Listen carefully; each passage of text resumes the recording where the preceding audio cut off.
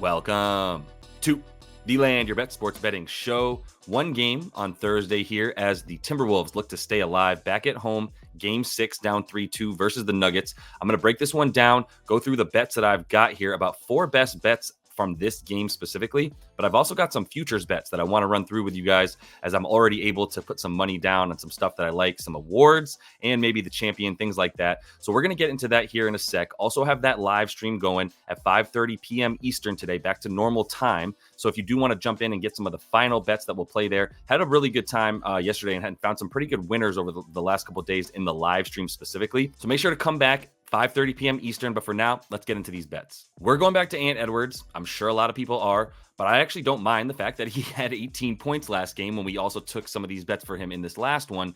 Just another bounce back opportunity for Ant Edwards. And I'm going with the threes as my preferred bet here, but I do have half a unit on him to get the points as well. And I think they're pretty likely to go hand in hand. The threes are still pretty low, and he doesn't need to get the points in order to hit these threes. Obviously, it's still 2.5. He only took 5 last game and missed all of them. Took 8 in each of the previous 2 games. 3 for 8 from deep for Ant is a really good number I like in this one. And I do think he'll have a bit better looks with Mike Conley back. There's also a lot he could have done to beat the double team last week when Mike Conley was not in. But NAW, Nickeil Alexander-Walker and company, not going to provide the same level of relief when Ant does get double teamed. Plus, the biggest thing about that, and this is for me watching that game and watching every single Ant possession on offense, and really every Timberwolves possession, watching Ant get the ball at the top of the key, a couple things happened that really screwed him up. Not just a double team, but if there was a double team, he passed the ball to the wing, and if he did, the defense shifted, but he didn't come back and ask for the ball back in return right after passing it. He needs to make sure he is still super available and aggressive calling for the ball. After making a pass out of the double team, it doesn't mean he just loafs around and now waits for the ball to come back to him. He needs to go be aggressive in getting open, and he didn't do that. He just sort of stood around and was like, well, I guess I'm getting double teamed, so I'll let everybody else do it. That's not going to happen in this game. There will be adjustments to make sure that once he makes a pass out of the double team, he gets the ball back. That's the first thing. With Conley in there, that's going to happen. That's really the second thing. And that's they're definitely correlated here with Conley being a much better, let's say, playmaker, runner of the offense in general for everybody, but also when it comes to dealing with these specific types of double teams, he's very good at getting Ant the ball back, getting him open into space in the right spots, and that'll be there for him to sort of coach and quarterback this offense for game 6. So that should definitely lead to Ant getting some more stuff. He's going to take more free throws, or field goals rather. He's at 15 in this last game. He's done that twice now. But when he takes 20 plus, he's over in this series both times. And when he takes 20 plus on the season, he was 63% in terms of going over 29.5 points. So with the volume that I expect to increase for him, and especially with the addition, I should say, of Mike Conley, we're in a good spot to go back to this bet. If you do want to take him for 35 plus, that's great. I love the threes so much that I wanted to make sure I put a full unit on that, half a unit on the points. And unconventional under for Nikola Jokic, the MVP. 3.5 turnovers. We're going under that because we get plus 125 on our money there at Bet365. Half a unit because we do like the plus odds there. And look, man's coming off the first ever in NBA history, by the way, not in NBA playoff history, in NBA history of any game that's ever been played in this league. He's the first dude to have 40 points, 13 boards, 7 dimes, and 0 turnovers. Never been done before. Coming back in this one, he has had 4 turnovers in one of the last 3. But in 2 of the last 3, well under, including that 0 turnover performance last game. The first couple games of this series, when he was still figuring things out, 11 turnovers combined in those first 2. That has gone down completely. He's at 3.5 in the playoffs or so, while leading the league in touches for the playoffs. I should be specific there. But I just like the way that he's figured things out. He now understands the placement of where guys are going to be on defense. If Cat is still guarding him, then this is what happens, right? And he plays off of that really well, waiting for guys to get open, slowly backing down Cat into the paint to make Rudy come to him if he's going to, since Rudy's playing that free safety defense, and then being able to find outlets off of that. He also took more shots, which leads to fewer turnovers, as we know, fewer pass attempts. Still had the 13 assists on 18 potentials last game, but the fact that his potentials are back up to about 18 as opposed to like 12 and 13 where they were at, part of that is because some of those potential assists were turning into turnovers. But he's really increased the potentials without turning the ball over. So I just like the way that he knows the spots on the floor and has really super computered his way into being a much better playmaker and a little bit less careless with the ball over these last 3 games. So we're going to take him to go under 3.5 turnovers for plus money in this one. We are still monitoring the health of Jamal Murray. I should make that clear at the top. We're monitoring his health. I think he's going to play, but I'm waiting for reports that he's like legitimately hurt in a way that he's not going to be able to go for 36 to 38 minutes. He's a lot more likely to see 30 to 32. And if that's the case, then that's RJack's time to step up. He's lost his minutes, though. So, like, I'm not necessarily comfortable hitting this right now. Although, if you take it right now, you're going to get better value than if you wait for any kind of Jamal Murray news. The best case scenario is Jamal Murray plays, but is clearly limited in a way that, like, he won't be able to play the full amount of minutes that he normally would. That said, I do think that by the time this live stream goes, I'm going to have probably about a half a unit on Reggie Jackson to get 4 points in this game. He was down to 6.5 minutes last game, and Christian Braun is a huge reason for that. His props are a little bit high for me with the usage that Christian Braun has, and his rebound prop that I'd be looking at for Christian Braun also up to about 3.5 now, little bit high for my blood. And the points are at 6.5. If they were at 5.5, much better number for us with the amount of field goals he's taking to get 6 points rather than needing him to get 7. Now you're relying on him to hit a 3.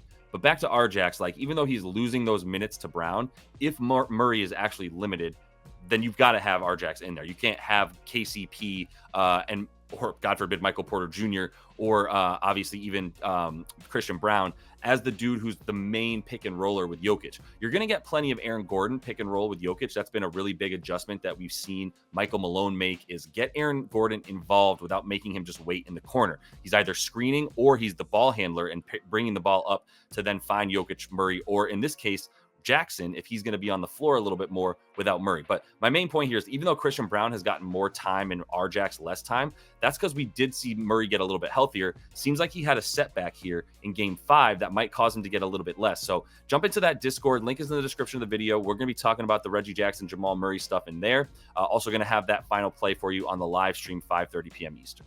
I've got a few futures bets here I want to run through, but quick reminder, if you do not yet have props.cash, that is the tool that I'm using the most, especially on that live stream. When you see me going through stuff and I share my screen with you, this is what I'm looking at. So you can get a nice 25% off the first month if you use code LYB24. So in that sense, you can go ahead and really test out the product here for the next month of this NBA season till it ends, and then decide if you think it's worth it for you moving forward as well. All right, getting into these futures, Nikola Jokic, got 2 of them for the big man right here.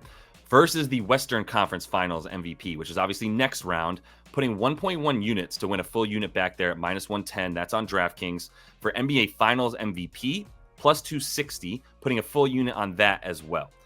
I mean, this really comes down to taking the Nuggets to win the championship.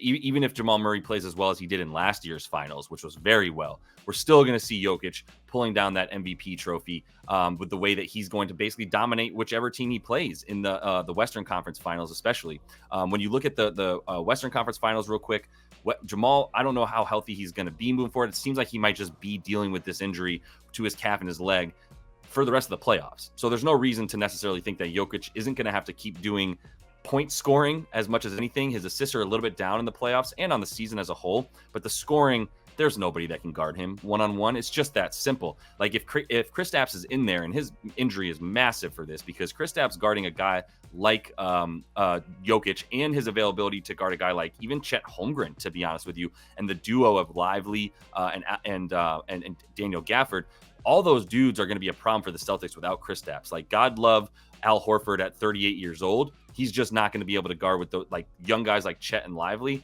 They're just going to run all circles around him. And now you're looking at Cornette or Tillman. So they need Kristaps, especially to stop a guy like Jokic, who I'm focused on here, right? But just to make clear, like, that Kristaps injury is massive for this Boston team, especially on defense, maybe more than anywhere, even more so than offense. For Jason Tatum, he's the leader right now. He's favored to be the NBA MVP of the finals. I don't trust Jason Tatum in the second half of big games to take the correct shot to win his team a big game or a series in general. I'm just not there with it. Like, I agree that he's the best and most likely candidate to be the MVP if Boston wins the whole thing, but I'm not there with it with him. And so for -1 for the NBA Finals MVP for plus 260. Yeah, I still that's a big advantage to Jokic. I think his team is better, first of all. So the winning team is obviously going to have the MVP. That's where this bet starts. And secondly, like, I just don't think Tatum should be favored like that. Best player on the best team is not a narrative that I care about when I'm grading Jason Tatum's game. And just finishing the point about the Western Conference Finals, Dallas and OKC can't guard him. Dallas would have a way better chance. So if Dallas does win this series and move on, they're much more likely to have a better shot at limiting Jokic with their centers than I would say just Chet Holmgren or Jalen Williams as the backup.